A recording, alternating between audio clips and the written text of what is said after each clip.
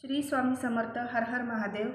आज आपण बघूया विनायक चतुर्थी निमित्त श्री गणेशाचा आपल्याला काय मेसेज आहे.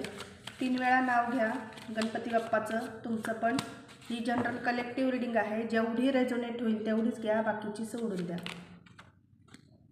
ओम श्री गणेशाय नमः. ओम श्री गणेशाय नमः. हर हर महादेव. ओम नमः शिवाय.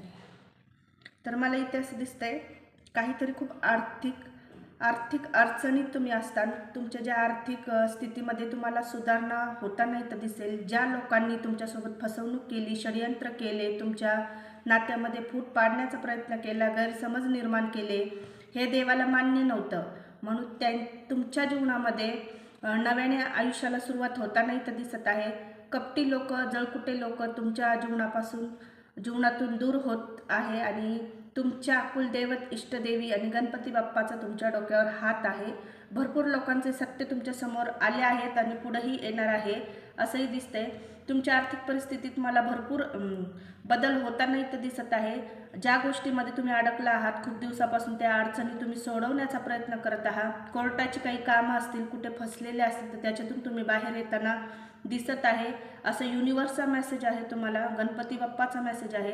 क्लेम करा ही एनर्जी. लाईक करा, फॉलो करा. यूट्यूबवर असाल तर सबस्क्राईब करा. पर्सनल रीडिंगसाठी मला DM करा.